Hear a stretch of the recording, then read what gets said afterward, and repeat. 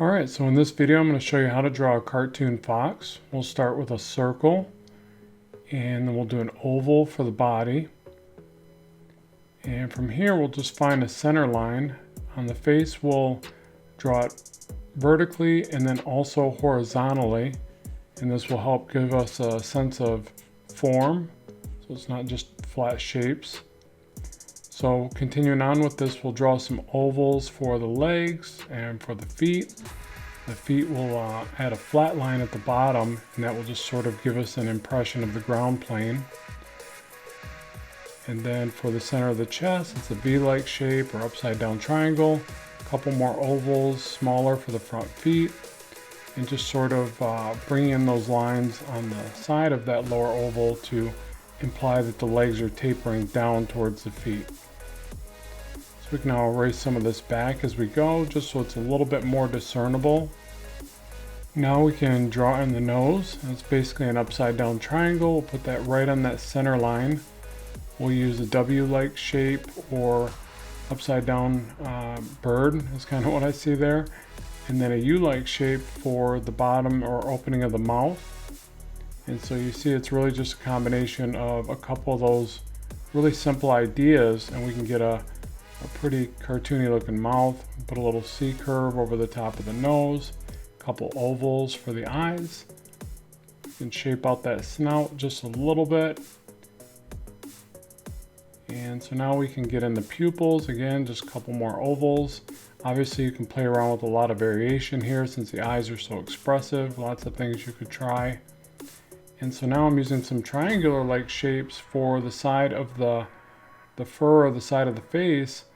And I've also added a couple little zigzag lines to establish that it's fur instead of keeping the shapes too rigid. Same thing with the ears. They're basically triangular, but also adding in those little bits of zigzag for style. And a few more zigzags for the fur on the top of the head. And again, now we can erase some of those construction lines and take a better look at what we've drawn. And so now we can draw in the big bushy tail that a fox is known for. And that's really just two long S-curves that are tapered to the point.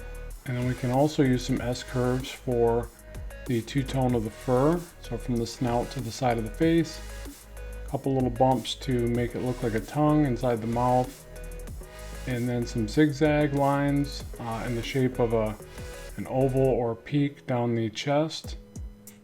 And again, just sort of going around this and reconfirming some of the line work and checking some of the ideas. A couple little curves for the toes, checking the legs once again, and a couple little whiskers.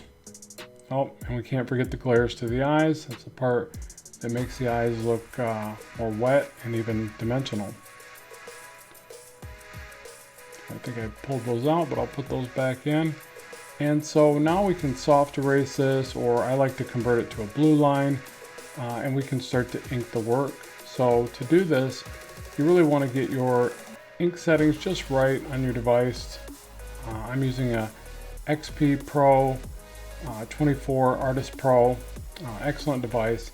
And once you get your settings just right, as far as the pressure sensitivity, you want to practice throwing your lines.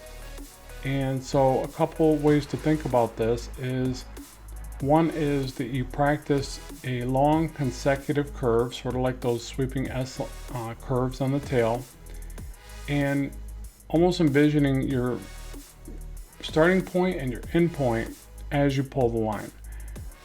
So if you do that and then you pull consistently, you can really start to develop a sense of control and get the line weight and thickness that you want. And it takes a bit of practice, so don't expect it right away. But once you get warmed up to the idea, you really start to pick up a little bit of speed. But again, be patient and just try to do slow, consistent pulls without trying to, sketch the line as much. Now for the zigzags, you'll use more of your wrist. But for the longer pulls, those bigger S curves and the longer durations, you're going to need to kind of pick your arm up and move from your shoulder a little bit more. At least that's what I feel. Now this will be subjective to the size of the device or whatever it is you're drawing on. But generally, you can get more fluidity in those longer pulls from the elbow or the shoulder.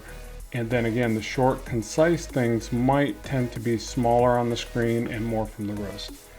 And you'll see a lot of these I have to draw multiple times, especially ovals, circles, things like that. The main thing there is just to be patient with yourself. Maybe try varying levels of speed. Sometimes it will help, but generally slower and consistent will offer better results.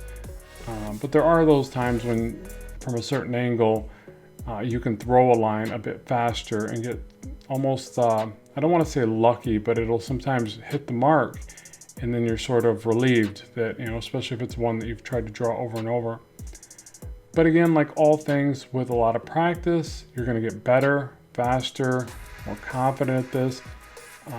The main thing is to just really relax into it and, have fun with it. Like, just realize that each line that you make that is in the proper place or the look that you like is one step closer to being finished with the piece. And that, I don't know, that sort of gives me peace of mind when I'm working on things like this. But yeah, for a cartoony look, I think that nice, even lines, maybe a little bit of variation is kind of nice, but it's it's about clean, concise lines with this style. And so now just adding in the feet. See, I added the glares for the pupils, which I think does a lot for the artwork. And just trying to get these final few touches in there. And that's really it. It's just a matter of practicing basic shapes, building up the artwork, and then going through it with another level of refinement, and you can really get something pretty cool. So now, just looking it over one more time, I can remove the blue line and sort of check the line work and see how it holds up on its own.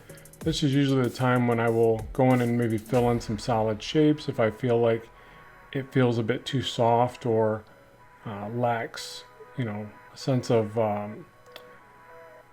solid feeling on the page, basically.